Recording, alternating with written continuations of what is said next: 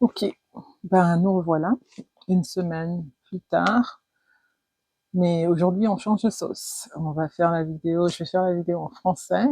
La semaine dernière, j'ai complètement oublié de traduire, et voilà. Alors cette semaine, je vais la faire complètement en français, comme ça il n'y aura pas d'oubli. Et aussi parce que je sens dans mon cœur que c'est ce que je dois la faire en français. Et on retournera sans doute la semaine prochaine en anglais.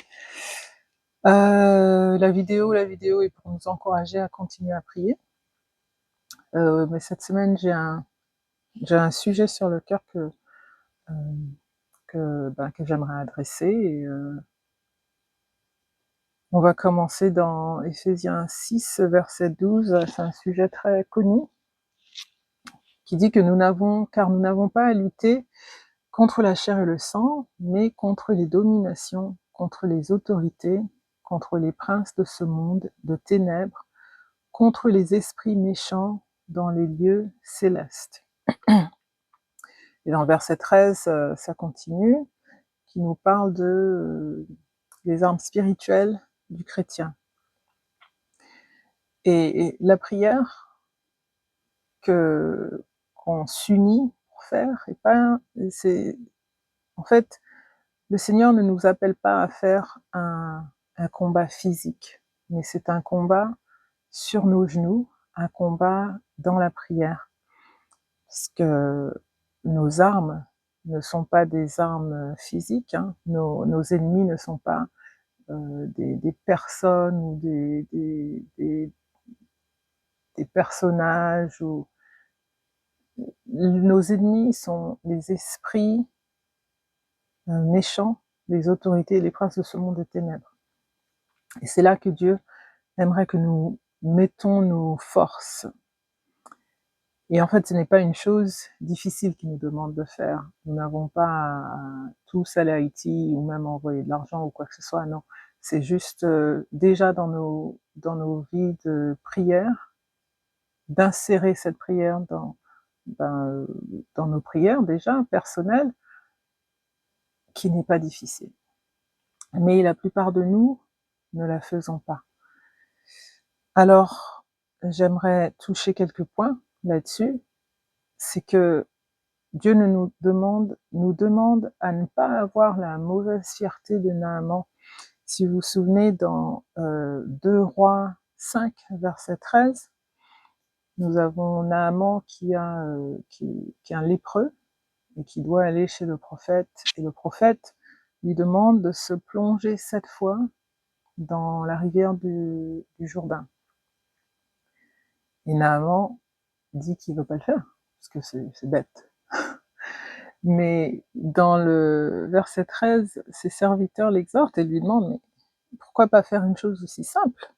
Parce que si le prophète avait demandé de faire quelque chose de compliqué, eh ben, Naaman l'aurait sans doute fait. Alors finalement, oui, il obéit, enfin, il prend le conseil de ses serviteurs et se plonge 7 fois et est guéri. Et je me demande parfois si la guérison s'est pas faite en succession. Par exemple, la première fois qu'il se plonge, la deuxième fois, il commence à voir que sa maladie se réduit, il commence à avoir de nouvelles peaux et petit à petit, sa foi grandit et finalement, il arrive jusqu'au 7e. La Bible ne nous dit pas, en fait, est-ce qu'il a été guéri après le premier plongeon ou est-ce qu'il a été guéri complètement après le 7e plongeon. Mais moi, dans ma tête, je me dis que s'il a continué à le faire, c'est que, en fait, il a vu une progression de guérison par son obéissance. Alors, dans la même veine, Dieu nous demande d'obéir pas à pas, ce que je fais, moi, à chaque fois que je fais une vidéo, c'est une obéissance que je fais à la semaine. Euh, et c'est ce que Dieu nous demande de faire, d'obéir et de voir les résultats au fur et à mesure que nous prions. Et en fait, le Seigneur, la prière qu'il nous demande de faire, c'est une prière qui nous demande de prier concernant les actions de nos ancêtres, les actions faites contre la volonté de Dieu. Dieu nous demande de corriger les fautes du passé par la prière. Il est impossible pour nous de repartir en arrière dans les archives et de chercher qui a participé dans quoi, quelle famille faisait partie de quoi. Nous, on ne peut pas savoir. Mais Dieu qui est omniscient, sait tout. Et s'il nous demande de faire cette prière, c'est qu'il a une bonne raison. Il nous demande de participer dans la réparation de notre nation. Et donc, pourquoi hésiter? Pourquoi pas le faire? Qu'est-ce qui nous retient? Est-ce que la peur nous retient? Eh bien, on a ce verset très connu. Si Dieu est pour nous, qui sera contre nous? Est-ce que c'est la paresse? À ce moment-là, nous avons Ecclésiaste 10, verset 18, qui nous exhorte de cette manière. Ou est-ce que encore c'est le manque de foi? Et dans Matthieu 13, verset 58, nous avons un exemple des fruits du manque de foi. Ou alors, peut-être que si vous me connaissez, de l'autre côté de la vidéo, peut-être que vous dites, oh, c'est elle. Peut-être que le message perd son poids parce que je vous suis trop familière. Ou peut-être que vous ne me connaissez pas. Et puisque vous ne me connaissez pas, le message perd son poids. Mais je vous invite à demander, d'aller dans la prière et demander à Dieu, est-ce que c'est une prière valable, digne, que vous puissiez l'honorer dans vos prières personnelles à vous.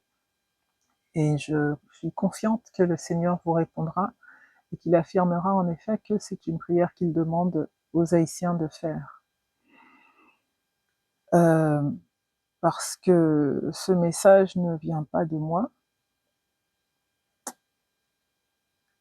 et en fait le message n'a rien à voir, qui n'a rien à voir avec qui je suis, ou même qui vous êtes, mais le message a tout à voir avec le Seigneur, notre Seigneur qui nous unit par la foi. De l'autre côté de cet écran, vous avez la foi, j'ai la foi, et notre foi nous unit ensemble en Jésus-Christ. Et le Seigneur est celui qui est capable de tout faire par la foi. Il ne nous demande pas une révolution. Ce n'est pas une révolution que nous cherchons à faire. Non, Dieu demande un changement de cœur par la prière. Et notre prière, c'est que Dieu combat ses ennemis, que Dieu vienne à l'encontre de ceux qui s'opposent à son Fils Jésus-Christ, et que tous les esprits qui détiennent notre nation dans un filet de malheur soient détruits. Que Dieu, par son Saint-Esprit, fasse tomber tous les esprits qui répandent la terreur sur Haïti. Que Dieu ensevelisse les esprits de terreur, héros de notre passé. Que le Seigneur éradie l'iniquité de notre passé afin de purifier notre présent et notre futur. Car notre Dieu n'est pas un monstre. Il ne cherche pas des cadavres. Il n'a pas soif de sang. Il dit dans sa parole, dans Ézéchiel 33, verset 11, « Je suis vivant, dit le Seigneur l'Éternel. Ce que je désire, ce n'est pas que le méchant meure, c'est qu'il change de conduite et qu'il vive. Revenez, revenez de votre mauvaise voie. Et pourquoi mourriez-vous, maison d'Israël ?» Encore une fois, notre Seigneur n'a pas soif de sang, mais il demande la sainteté. C'est un Dieu de justice et il demande la prière pour qu'il puisse, lui, faire justice dans le pays. Alors, obéissons et prions. Ne soyons pas comme les Israéliens qui, à un moment, ils allaient écouter les prophètes pour un peu se moquer. Il était devenu un peu comme un chanteur. Pour eux, ils allaient, ouais, ouais, ouais, la parole de Dieu. Dieu nous exhorte à écouter et mettre en pratique. La parole nous dit que nous ne pouvons pas nous moquer de Dieu.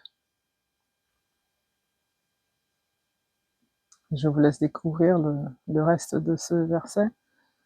Alors, écoutons et pratiquons, et je vous laisse avec notre devise nationale. L'union fait la force. Prions ensemble. Que Dieu vous bénisse.